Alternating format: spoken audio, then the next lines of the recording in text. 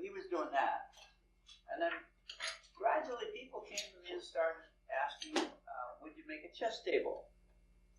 And, you know, it just didn't ring a bell because I didn't want to go through that whole veneering trip and make a chess table just like every other chess table. So I just declined as politely as I could. And I got to thinking more about it, and I don't, honestly, looking back on it, I don't remember how I came upon that. And I'd seen all these tables, you know, if you go to good auctions like Sotheby's or Christie's places, you'll see chess gaming tables, as they were called. They weren't even called chess tables because they were 3-in-1 tables with a double top that folded. Remember those ones? The table itself is rectangular, and on it is a double leaf. And when you open it, one side is green felt or green leather. That's for card games. You turn it over, and it's a chess table. You put it aside, and the table itself is backgammon. And they were called gaming tables. And they were all over the place. You know, that was a very common thing that you had. And you had the choice of 3 different activities that way, whatever people wanted to play that evening. You know, let's play backgammon. Okay, put the leaves aside and we'll play backgammon. So that was something that it gave me a rough size of the squares. Okay, I didn't want them too small, I didn't want them too big, and this was pretty close. So I got onto this. I don't play chess. So I went to people and I said, you know, if you play serious chess, what do you do? And a lot of them said, well, first of all, you don't sit on a sofa and you don't sit on a soft chair. You get a wooden bottom kitchen chair and you sit there very, very seriously for hours and hours and hours. And I said, well, how big a table do you need? And the answer was that you don't need a dance floor. You know, you need a table with an edge that you can lean on like this and look wide, you know, and move and all that stuff. You need a place on the end for a clock and maybe a nice drink or two or whatever, depending on how serious you want to get there. And not much more. So it started to boil down to where it's not a big table. And then I asked, well, where do you keep the chess pieces? And they said, well, usually you have them, you know, like in a box or something. But it would be nice if they were included in the table. So there I had the makings of it in a way. And when you see the slide, you wonder about all this hocus pocus here. But really, there isn't all that much to it. What I needed to do was to come up with a way to drill these guys so that, well, first of all, the hole is below the middle. And the reason for that is I didn't want to see too much dowel through there. The farther down I got the dowel, the less I saw of it. Secondly, I couldn't use fluted dowels. We have those spiral fluted dowels over there. These are parallel fluted. Because you might see the flutes through the hole. So I got dowel stock. Where is that? No, I bought a whole bunch of this. It's beech, by the way. And drilled a hole, and I had to, you know, sort the dowels out to where some of them were tight and some weren't, you know, the way machines are. So I got the dowels. I need the bandsaw in length. Now the length of the dowel is not quite to the middle. You can have a medium. You got to go almost halfway into both blocks. Okay, comes out, but not meet in the middle. So I sawed the dowels to that length and bandsaw. And then I had a whole bunch of that stuff that you'd like to have right now, you know, sheets of it. They were available, and believe it or not, they can make this in 0.5 millimeter, which is 30/2 of an inch, and 3 ply. It's unreal that they can cut that birch, you know, thinner than writing paper, and make 3 ply out of it. But anyhow, this stuff is great if you can get it. So that's the makings of it, and you'll see what the purpose of all these little parts is as we go along. So why don't we just make ourselves comfortable? Seth was now this may seem like the wrong slide to you, but actually it's not, because I happen to think as I was getting ready for this, I was thinking about it. I happen to think what Seth mentioned when he was talking about his shoji piece, that it felt so good to make something that he wanted to make and not be dependent on other people or requests or anybody telling him how to do something or what to do.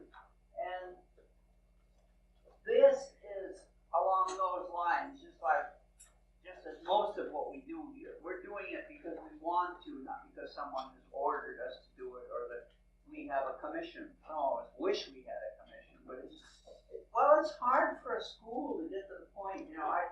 All these years I've just been dreaming about us establishing the kind of contact with those people out there that would bring them here, and they'd walk up to you and say, "Can you make me a table or a writing desk or whatever?" And now and then that does happen in school. I wish there were a lot of it, but there isn't. But anyhow, I just included a couple of these slides because this was pure enjoyment, and complete freedom. I didn't have to think about function, except that the drawers should work. They should go in and out, But aside from that, I was totally free to do what I wanted to do. And the chess table doesn't come under this category. It's a different kind of thing. So that's that one. Most of you remember it. There's one of the table. Over the years, I made 3 or 4 of them, all in different woods. There it is, complete. Now let's just start at the beginning. Those blobs, the multicolored ones, go back to 67, I think. Is that the number on there? Yes. 1967. That was when I made that first trial thing, and it seemed to promise something. No, they're not glued up. Just like these, they're tightly doweled and they move around. They rack a bit, but it was just for the sake of trying it. Now you got to come up with a way, as we said, to drill those things so that you can turn the blocks any way in relation to one another, and they still center on the dowels. So that hole has to be pretty much in the middle, which takes you back to the fact that the stock that you're going to cut up has to be parallel and smooth. What I did was I got the rosewood in the pear, and I worked one surface of it, planed and worked one surface and one edge just right, and then I, through my wonderful little planer, I put the other surface and the other edge through, and I got pretty well parallel pieces of stock. And then I had to tinker with the saw to set it up to where I was getting square squares and not rectangular squares. So, it's really, in a way, against my nature. It's the kind of thing that's not fun to do, but it's sort of fun to have done. No, really. I mean, you do, we all recognize that, don't we? I mean, along the way, it's like a lot of hills and barriers and things.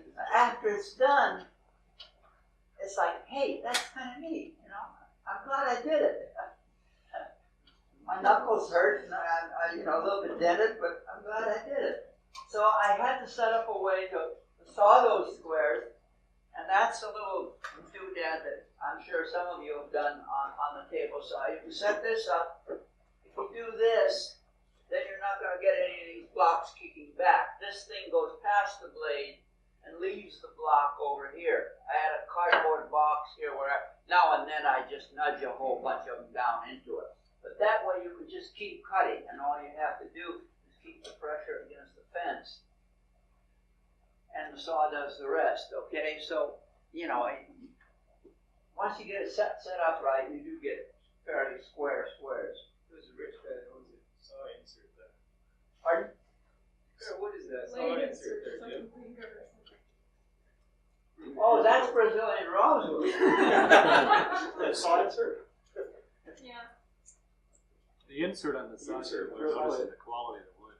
Oh, I think that's Anna I told you I made a saw stand out of Anna, you know. I mean, and I went to get more from the yard. They had a trainload of it, and it was all gone. And they sent it to Norway for flooring. So those were the days, you know. Teeth tie, railroad ties in Bangkok, and dossier outhouses in South Africa, you know. No, really, there's some of that still going on. But anyway, this work, you saw. Now, the playing board is 32 of each color. 64 squares make a chess board, if I'm not mistaken. And so I saw it nearly double what I needed. Because I knew there would be, you know, some misses along the way, a hole drill wrong or something happening. So I had a heck of a lot more than I needed, really. And then I grouped them into light, medium, and dark. And the reason for that was, I guess if you sit at home reading a book or, you know, you like lamplight and you have nice shades with soft light, then you notice how pleasant the middle of the table is, you know, with the light on it. And I think I wanted some of that in the chest surface. I didn't want it to be dull, you know. I wanted it to lighten up towards the middle rather than be dark in the middle and lighten towards the edges. And so I tried, not always successfully, but I tried to get the lighter squares towards the middle, you know, kind of sort them out. Then I had to build a fence because in drilling, I turned the right side down. And the reason for that is I was trying to get the right side flush. If anything, if there'd be any difference, it would be on the underside, or if I do any damage or so on. I just turned them upside down, all of them. And I knew that since I had sorted them out in a color scheme, the only way I'd ever turn them right back would be to have them on something, you know, all of them on something, and be able to turn the whole shooting match over, like a pancake in a frying pan, without tossing them in the air, of course. So I built a fence, and I sorted out the whole business, like that. And then, this is the upside. So I worked on that. I got the lighter colors in the middle, darker colors outside. I put that fence on there, and another piece here, and I could just turn it upside down to do the drilling. Okay? Maybe I was wiser, or just luckier then. Now, there's a system to this bloomin' thing. In retrospect, it seems simple, but actually there is a simple system to it, and that is that the corners have 2 holes in them. All of these have 3 holes in them, and this whole middle area has 4 holes in it. So, you know, you're going to be there all day, or maybe a couple of days at that bloomin' mortiser, at the drill. I usually get a sore back. You're like this, because on my machine it's down here like that. You're there all the time. But the main thing is to keep track of these guys. So I laid them out like that. And I did all the corners, and then I did all these, and then I kind of relaxed for a while and just did the middle ones and knew I had to drill 4 holes in each one. So let's see if the next one tells us something about the hole. I had a lot of trouble with that. I started out with a very, very primitive jig, really. Not that this one is sophisticated, but it's kind of a primitive sophistication, because I started out by trying to center with pencil lines and so on, you know. And then I discovered that if I could get it, I made this out of squares. I just piled these squares up and put sides on them, and that made me a nice slip fit for the units. And then I just fussed, and I glued it onto this piece of lumber cord. And And so I could just move it until I could drill this thing, flip it over on the other side, and still centered on the drill. It just took a while doing it. It's like doing a mortise in here that you want in the middle of a frame, and you flip-flop the frame and look at the little score that you've made, and when it all lines up, then you got it, then it really is in the middle without measuring. So once I got that thing set up right and a good bit there that was the right size for the dowels, I was more or less in business, and it was just a question of, sawing up the dowels like that. There's a block, as you see on the fence there, if you ever need to saw something so that it lets go after you saw it and doesn't kick back, then you just climb a block onto the fence, and when you've gone past the blade, then those things are free. You follow it? You see the way that works. Okay. Just ask, please. I enjoy your questions if you've got them. Now, this is what we were looking at there. One of the blocks is marked D. That's for putting in the dowels. Another is marked a different way, and that's for other things. Now, the one that's marked D is less than half the width of this. It has to be, because the dowel is going to stop here. And you don't want the dowel way in there. If it was half the distance, you wouldn't get in far enough. So this is less than half, and the other ones are a little more than half. And the holes in these are bigger than the dowel holes. I took another size drill, so it'd be easy to slip on. You wouldn't have to fuss with them. And that's to gauge the depth. Yeah, that's the gauge of the depth. So there are short units for the same depth on all of them. You just put that, thread that on, and bang away. Put glue in and bang away. Now you're going to glue up 4, and one of them has a dowel sticking out from it. So you thread this block on and clamp.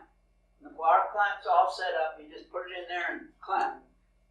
And the one thing that's really comical about the whole thing is that you just got to forget one shim, and you put yourself out of business. Because if you ever glue that thing up tight, that's it. You're never going to get it off of there again. And sometimes it's in a situation where you can't even re-drill it because it's got these holes going in 2 directions. So be careful. Put that end block on there, and with it on, you can glue and this is the other 4. The other 4 do not have one dowel sticking out. So you can clamp them directly, but you need, of course, your shims always. Now, you'll notice that there are a few broken ones here. That's because when you glue it up properly and nice and tight, usually I could pull these out with a pair of pliers. But sometimes one of them would break. I could still get the other part out, but they wouldn't come out in a complete section like this. They'd pop on me, so I had a million of them. Now there's a group of 8, and that's the long trough there.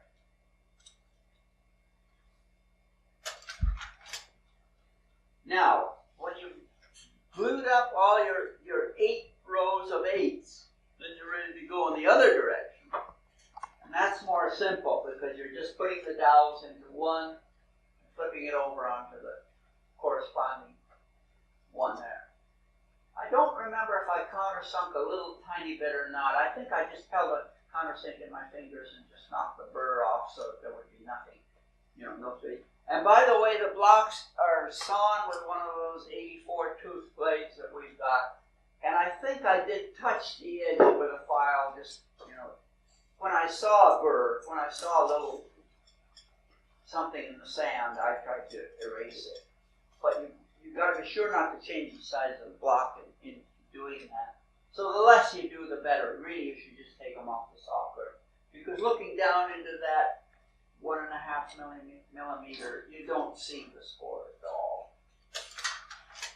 So now you're gluing up the row of 8, so you've got stiffener pieces, and you've got a long one in between them, between the 2 rows, okay? You drop this in there, and then cinch them home, and you do 2, 2, 2s. That is 4 2s, and then you start going the other way, and finally end up with your whole chest field done. As soon as you pulled them home, then you pulled out the spacers, or you leave the spacers in there? You cinch them home. I left the spacers in until I unclamped and then it wasn't any problem. just pulled them out.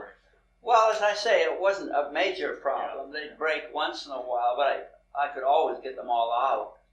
You have to be careful not to have too much squeeze out on the glue, right? I had practically none, really, since the dowels didn't bottom out. If I didn't put glue on the dowel itself, I just put it in the hole. It seemed to work quite well. And you know, they're locked in all directions. There's just no way. Actually, with the right fit of the dowel, you could dispense with glue, but they are glue. But minimally, you know, just reasonably, without any, and there's no squeeze out. This is about rounding, you know, about what's soft and what's hard. Now, I had to go around every square before I put them together. Before, not after. I had to go around every square, around all the edges and all the corners. Which, you know, is, again, it goes against my grain because it's the kind of discipline that really not everybody cares to assume or enjoys. You just got to grit your teeth and go in there and do it and not file too much, not spoil a square. Now, that's the way they look there. And more would be too much. I think the ones that here are even less rounded, I think, because you can start getting a kind of a cushion feeling there. Chest surface is not a cushion, you know, it's pretty crisp.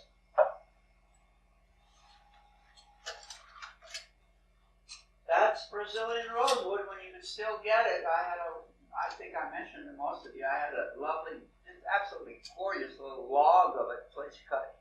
I think it was 5 planks, 8/4, 7 feet long, about that wide. People will kill for that nowadays, you know. Now this is another table. This photo sneaked in, but what I want to leave with you, a part of what I would like to leave with you, is the fact that none of the 2 tables was alike. There was a company in Sweden, furniture outfit, not very big, 6, 8 men, went out of business. And the word got around that they were, you know, they were getting rid of the machines, but they were also, the wood was up for grabs. So we all tore down there, and I got hold of a plank that looked like mahogany. And they charged me, I don't know what they charged me, regular mahogany price. I got it home and I discovered it was Cuban mahogany. You know, it's like, wow! And that is Cuban mahogany. And the surface on it is quite different. We'll see it later. But I chose a much pinker pear wood, steam pear, with a little bit of hard color in it, you know. So the whole thing, looking back on it, I realized that the one in Dossier with the light colored pear was kind of a masculine piece. But this one is almost a feminine table. You know, it's kind of dainty. It's a little bit different from the other. Okay, we're into the joinery. You've got to build a stand. And there's your usual little template for mortising. You've got double mortises here, as you see, and single here. Now, why does this mortise go past this line? You'll see in a minute. It's not a mistake. Although I made enough mistakes, but this one isn't one of them. It's not a mistake. You'll see what happens to the end of that post. So there's a haunch from here to here, and a long tenon there, and the cross rail has double tenons in it. This one is dossier, by the way, as you can see there with that coarse grain. And now the X's, the lines on that top of the leg explain partly why the mortise can go past it, because that's going to be the tenon going through the tabletop. So for the time being, I can just leave it as it is.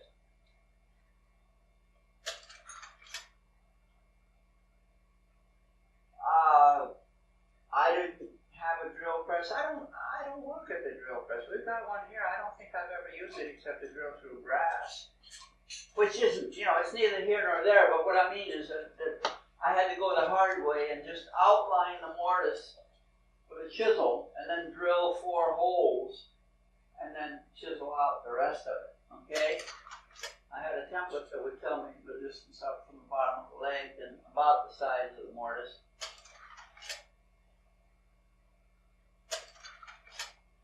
And putting a stick through it will tell you whether it's square or not. See? So it doesn't lean downhill one way or the other. You just shove a stick through there and keep paring and keeping that stick parallel, and you pretty much got it. And you can turn the leg upside down and check the other side too if you want to. But it's a poor man's way of being reasonably accurate. Now remember, we talked about this, that when you're putting a tenon through a mortise, chamfer the ends of it. Because with harsh edges there, and dossier being a brittle wood, you're going to pick up something on the way out, and it's down on the floor among all the other shavings and splinters and things, and you're not happy. So it's a good way to go through there like that. And for gluing up, let's see, there's the block laying on the table there, and there's the block in use. A lot of these things you're going to invent yourselves for situations that you're in, building other things, quite different. But the idea is that when you're alone, you've only got 2 hands. When you got a helper, you got 4 maybe, or whatever. But when you're alone, you got 2 hands. And you're trying to put this guy together. There's a joint down here and a joint up here. And you've made the tenon, and there's quite a bit at stake here. And so this goes onto the clamp by itself. It slips onto the clamp, and it takes the, this one doesn't have a groove in it. The one down below with the tenon coming through has a little groove in it. This one is flush along the leg. So you can just have those on the clamp, see? You just put it on there and tighten it. So it's something that comes in handy, It's a part of working alone, I think. There's the way it fits on there, so you just thread it onto the clamp. You could put a rubber band on this side, this end of it, so if you turn the clamp upside down, it wouldn't drop on the floor. I do that over there quite a bit. And I hung it on the bench. That was the easiest way to get at it without it falling over. I just hung it on the end of the bench and clamped it. We don't see the lower clamps, but they were there too. Now this is a funny thing that I really don't know why this happens. I really don't. Somebody reminded me not to get that the right hand square was, now looking back, I don't remember. Is the right hand corner dark or light? It's light. Okay. So this is the right hand part of the table, and it's got a light wedge up towards that corner, and the other one is the other side, and it's got the wedge towards the dark square, and on the other side they're opposite. So it was just a funny thing that happened, and later on people say, oh hey, that's neat, and if you're honest you say, is it? It's one of those. But when you do that, see, this diagonal wedge is again like nothing else. It's not my invention. When I first saw it, I had this. Remember that architect that I made models for a while? Well, he had a stairway that some Danish people had made for him out of Douglas fir, and all the steps had square tenons coming through, and they were diagonally wedged. The the nice thing about this is that it's decorative. The other thing about it that's not so nice is it doesn't tighten the whole joint. A little bit, but you know, it's diagonally, so there's not a heck of a lot of pressure in this direction. And the third thing you got to remember is don't let the edge of your wedge be square. You got to taper that thing. Take your little plane and taper it 45, so it fits in the corner. Because if it's straight across, it's going to just dent into those things, and you're going to say it's a lousy job. So it's just a kind of a chain reaction of discoveries the first time around, you know, and looking back on it, it may seem clever, but in the beginning, it's a lot of fumbling, a lot of guessing, and just finding out for yourself. This one is in elm. The squares are sequipera from South America. Remember that woman that sent me that shipload of wood, samples of wood for Senor Krenov? I used to tell you folks about that. 900 kilo. That is about what? A ton of wood. Wood samples for Senor Krenov. There were 12 quarter pieces of Gonzalo Alves. I couldn't lift one end of the plank because it was 20 feet long. 12 quarter Gonzalo Alves that wide. And there was a plank of sequipera, which is lovely wood, really. So I used that on this elm one, and as you see, it's got a kind of a sandy, dusty feel to it, the whole table. So we'll continue with the joinery. Now we're going to make the tabletop itself, which is a frame.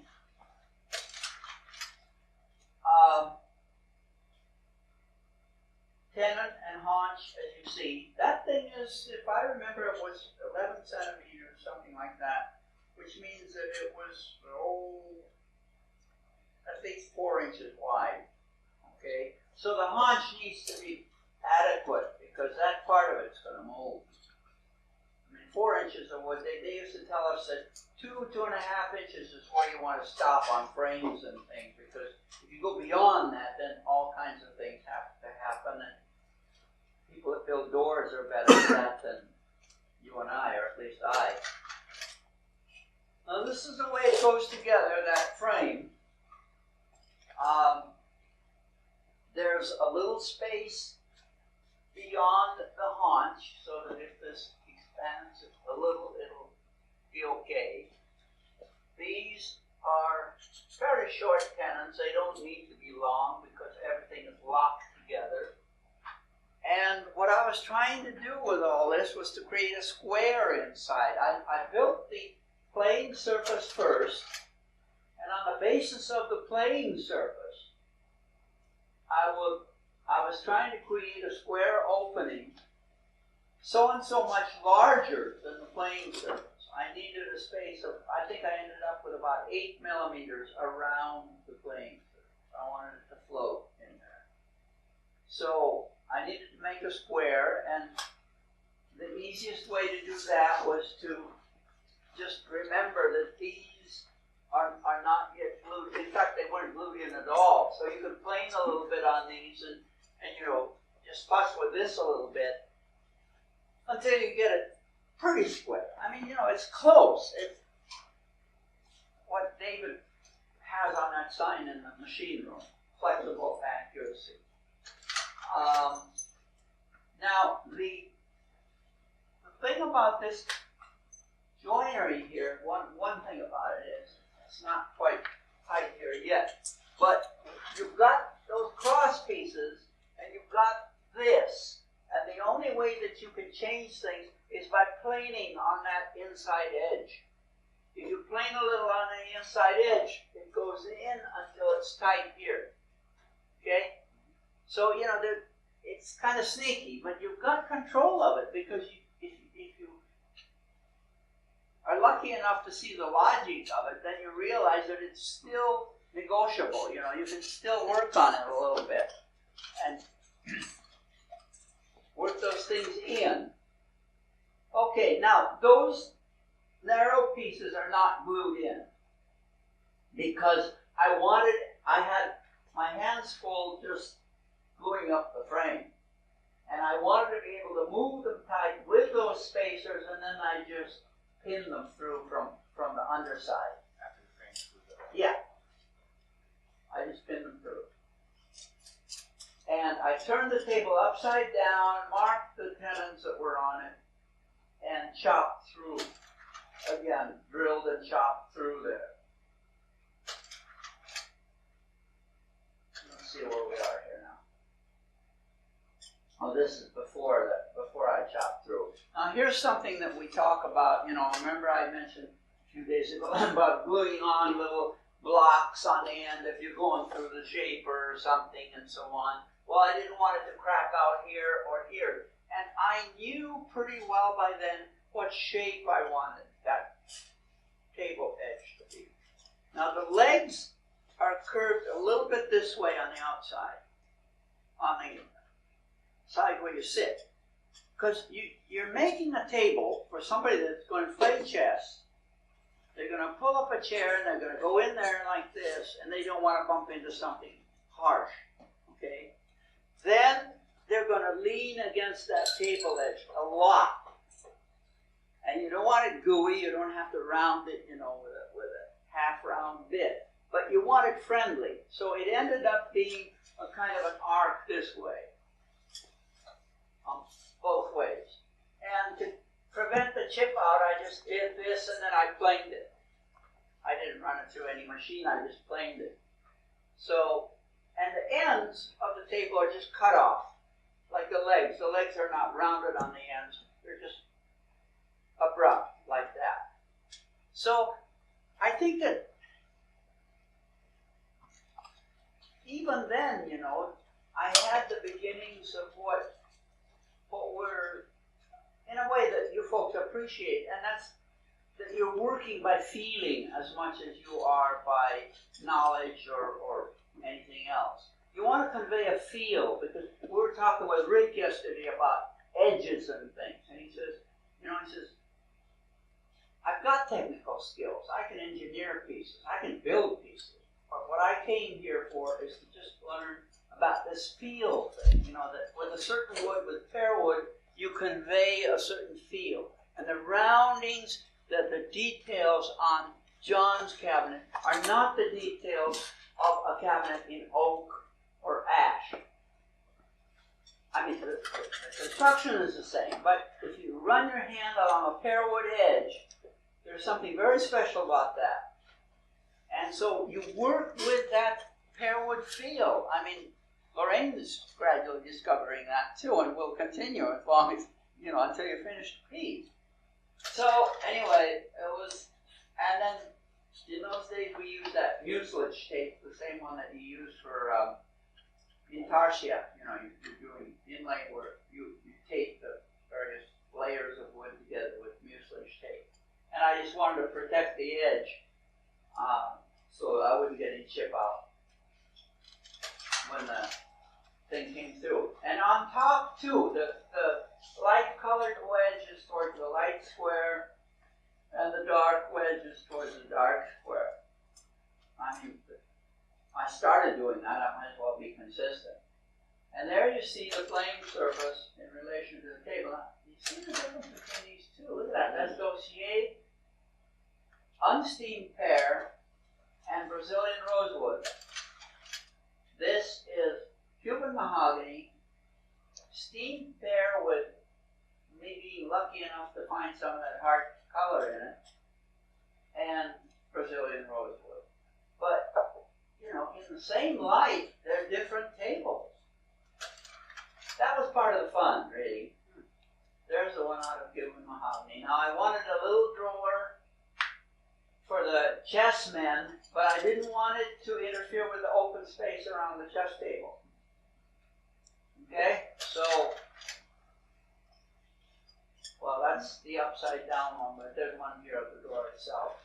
Make two drawers with the sides continuing and being joined by a rail in the back.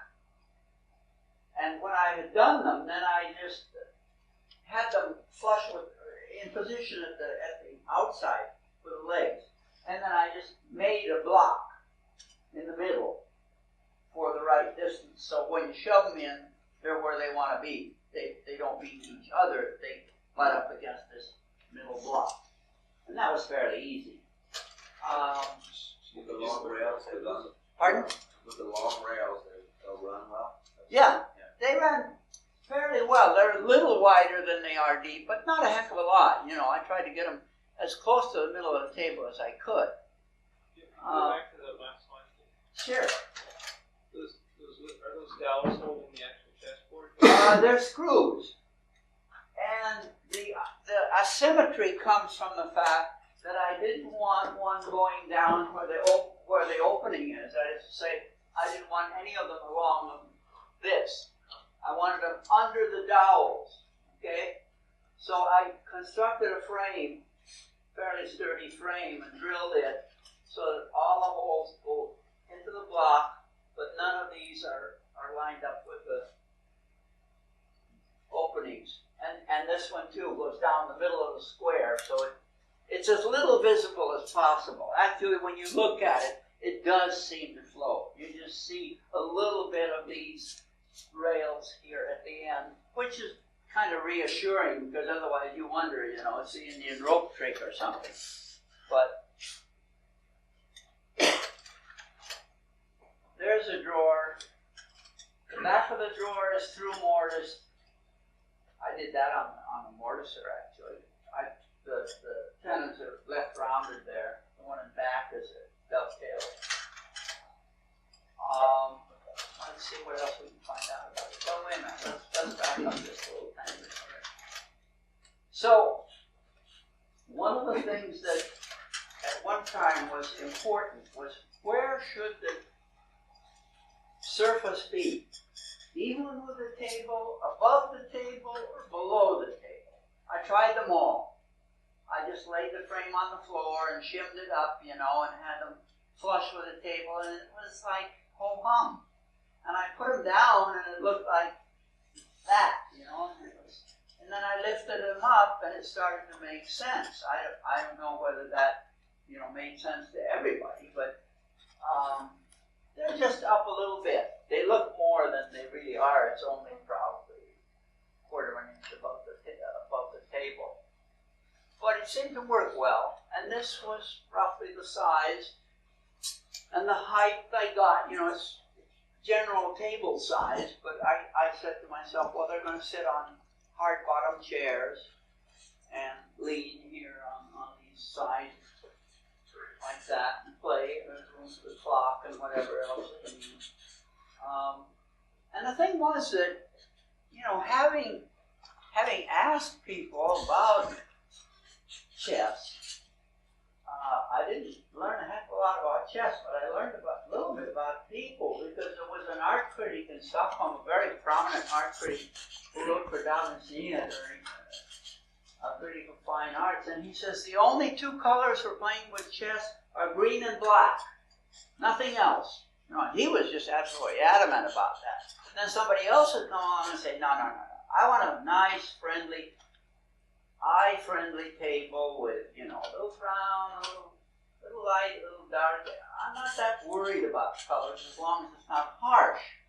So there were all these different opinions about what that kind of table should be, and I just went for the friendly woods, the ones that I thought would be, you know, pleasant to live with, because after all, when you're not playing chess, it becomes just a table that you have somewhere in your room, and you don't want to dislike it and have to cover it and you know, take the covers off only when you play chess, although you can do that. But here's that soft edge that I was telling you about, and here's the chopped off thing, and here's the rounded edge of the table leg, so you can get in there and out without hurting yourself or saying ouch. And these edges are reasonably friendly, you know, they're all. And I left this on purpose as a mark all the way around. I don't know, maybe I was relating in a way that as long as there are these lines and these lines, why not a line there? It was just a whim, like a lot of things. Jim, how thick is the top of the frame? The frame, as I recall, it's in the neighborhood of 3/4. I don't remember if it was 19 or 20 millimeters, but that's, you know, in the 3/4 inch range. How big around were your posts? The table legs? Yeah. Oh, they were probably about 45 by 35, something like that, rectangular. Not square, but rectangular. 45 is like an inch and 3/4, and 35 is an inch and, roughly an inch and 3/8, 7/16, something like that. But I just fussed with them, and, you know, they're not heavy, but, and it's not a beautiful table, you know, I having made it, and meeting people who had it, they liked it. I didn't have to duck into a doorway when I saw somebody who had one of these tables. But I didn't regard it as a beautiful table in the sense of, you know, form and all these other things that we do with tables. But it was a good chess table. Yeah. And so this is the kind of thing that you find yourself adopting to working with people, you know, who have requests. These weren't done to commission. I just made them, and I knew that maybe somebody didn't want them or hoped they would. But just, you know, balancing between really a strict function, because serious chess is a fairly strict function. You sit a certain way, you do certain things, you sit for hours, and so on, and the squares need to be a reasonable size, you know, so they're not tiny. They asked me to make chessmen, and I said, I'm not a sculptor, I can't do that. And really, that's one of my total limitations. I cannot sculpt. If someone said, make me a, you know, whatever, figurine of some kind, I couldn't do it. I really couldn't. But why pretend? I said, well, you can get fine chessmen, you know, there are ivory ones, someone will make them. There were chessmen available in pewter that were quite nice, really. Unpolished, you know, just, and old ivory and carved wood and all kinds of things. So I didn't get into that part of it, but I figured that those drawers were adequate for 32 of a fairly standard, a fairly average chessman. You know, if you've got huge ones, then forget it. But if you've got the average kind of chessman, they'll go in there, 32 and 32 or whatever drawers. So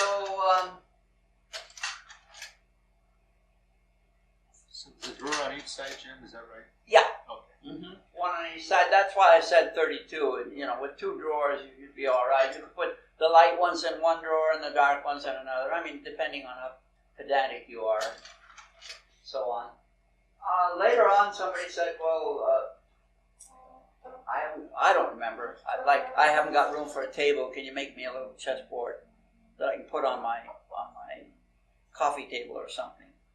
And I made 2 or 3 of those. It's fundamentally the same as the other one. You'll see the frame underneath it.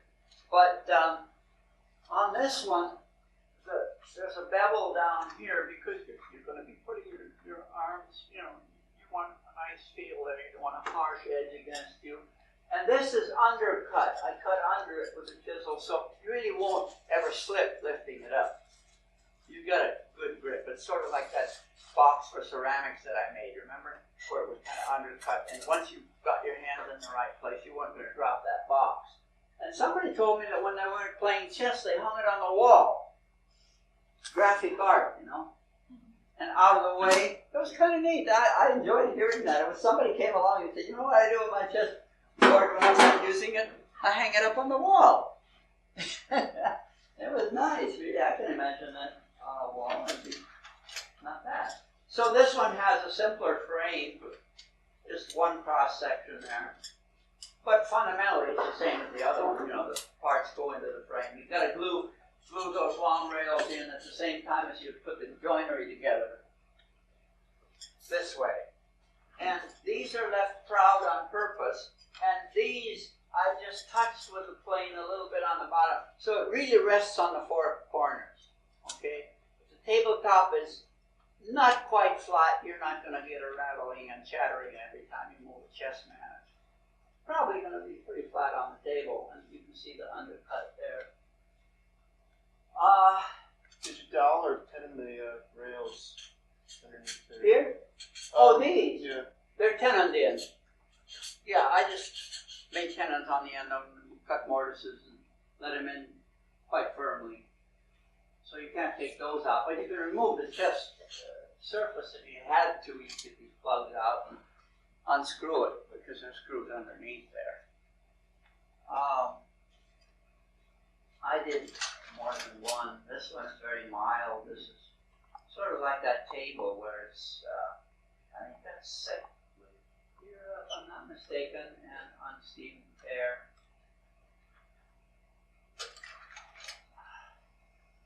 It's a different feel really from the other one, isn't it? Change the grain direction of this one. Pardon? You change the grain direction on the blocks. They're not all going the same way. The brown's going one way and the white. Yeah, I tried that on that one too, with the same wood going in two directions, and it was really squirrely. It was confusing. This is at least two different colors.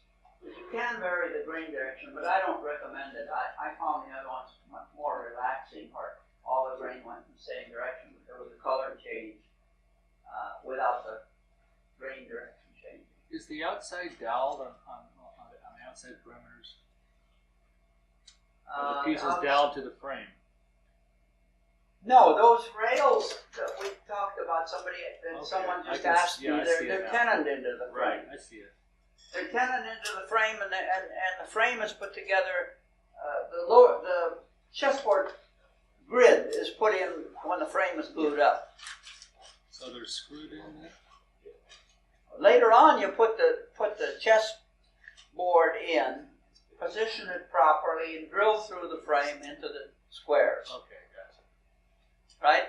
Yeah, it makes sense. Yeah, I use just wooden shims around the perimeter, all the same size, so I get an even space around there. You know, I shimmed it tight and then screwed it in place, drilled the holes and screwed it in place that way. And you know, on the table it might seem fragile, but it really isn't. It's very strong. You probably couldn't jump on it, but you certainly could use it without the jump. Jim, the pieces in the middle that had 4 holes, all your squares that had 4 holes in them, did you drill all the way through, or did you drill 4 individual holes? You know what I mean? Oh, no, I didn't drill all the way through. I was afraid of some drift in the drill. I drilled. That's a good question. Very, very good. Because I went from all 4 sides just to be sure. Because you let a drill go through 2 inches of wood, and it becomes. Who knows? I mean, these cut beautifully. I had these curly shavings coming out, but you go through nearly 2 inches or whatever it is of wood, and you're not quite sure that it's absolutely centered. So I went in from each hole individually. So the middle ones I just kept flipping them in that thing there. It's tiresome. It's tedious, and really, it's the kind of thing that you'd probably. If you wanted to make these kind of chess tables, you'd probably make more than one at a time. How long did it take you to make, say, this one? Do you remember? A table complete? Yeah, just a board like that. Oh, a board like that. Oh, I don't know. A week. Something like that. Probably made the table in, I don't remember, a month, 6 weeks, not more. I actually made one table out of Sequipir. I never will do that again. Well, I'll never make another chess table for one thing, but boy, that stuff was just so hard, it was just unreal, but it was beautiful. That Sequipir, just gorgeous stuff. But, worse actually. You think Wengi is bum and so on, but it was just so hard to work. Well, that's the story, and those are the parts, and just keep asking questions. We'll leave the reel in here, or we can transfer it over to that other projector if some of you want to browse, and just refresh your memory about some detail. Why, fine. These parts are available to you. We had one case here, and I really shouldn't. It's sort of unfriendly to even bring it up, but I will, just on the basis of principle, since there are no names involved. Somebody wanted to make this chess table. He liked it very, very much. And in the process of making the chess table, he made an elephant. You know? Things kept changing, it kept getting heavier and heavier.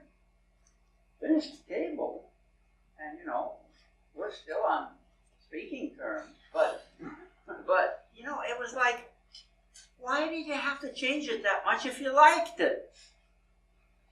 You know?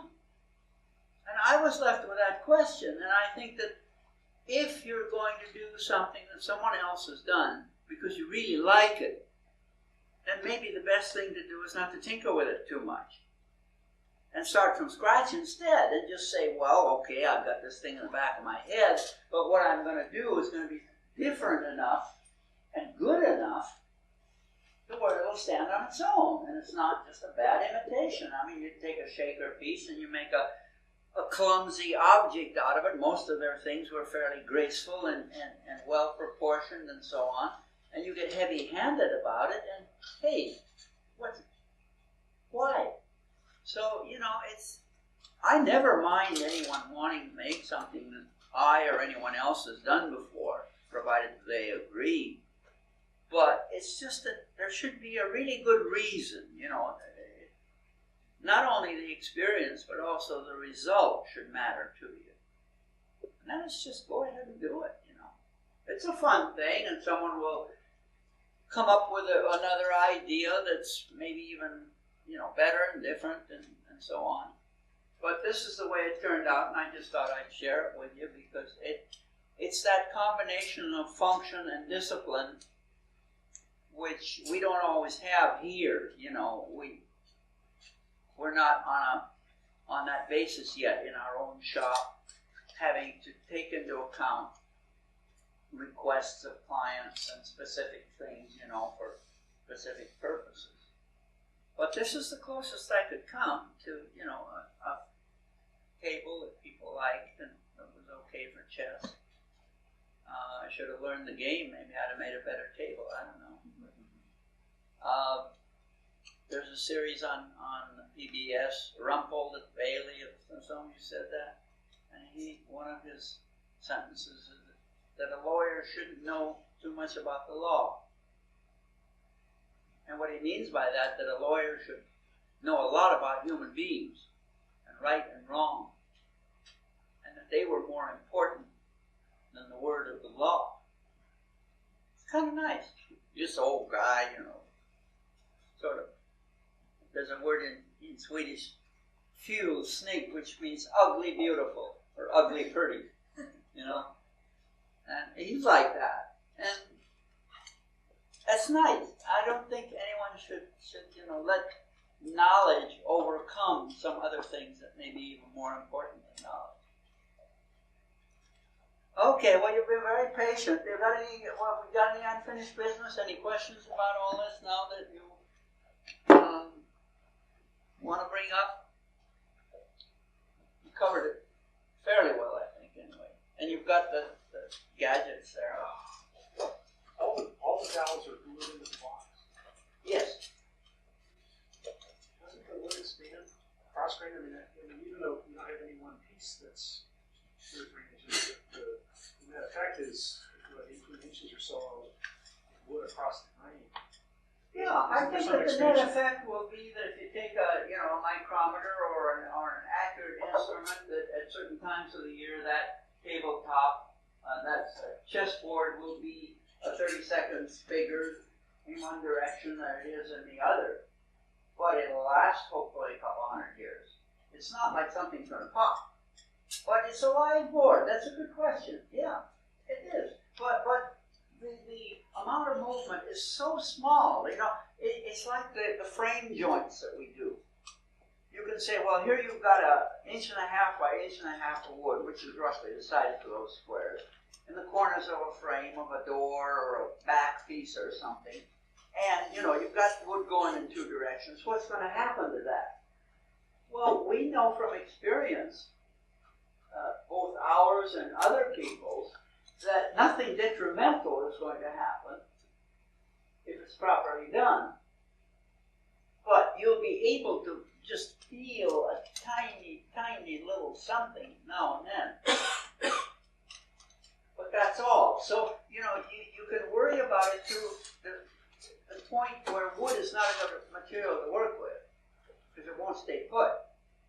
The other way to do it is to say, well, wood is alive, it does these little things, and what I've got to do is avoid it doing big things. And so, you break it down to the 64 small squares, and there's not enough going on there to jeopardize the piece.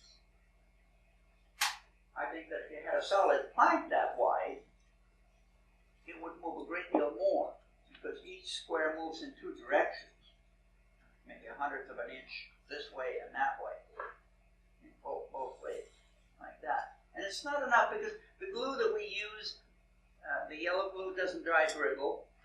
It's always got a little bit of something left in it, or most of our joinery would fall apart. So I think that there is a point there at which you just got to accept the fact. Now, this guy that made the butcher block table, he used plastic resin glue, and then he soaked the tabletop in oil. He had a bath of linseed oil. He took that oak table and just soaked it in that oil. It was quite beautiful, really, and you could see halfway through the surface. But it's an entirely different thing, and the whole table would, move in and out, and it was okay, because there was a butcher block thing. So I think that while you're right, the element of safety is there. It's okay. I was reading somewhere recently, in one of the wood magazines, this guy wrote an article on woodworking and humidity in their environment. And he was saying, boy, there were so many weekends when I wanted to go down to my basement and work the wood, but then I checked my, hydrometer, and it was unwise to work that weekend. I thought, this guy's a dork. Well, I don't know about that, but it's the kind of apprehension that would make you a metalsmith. Right.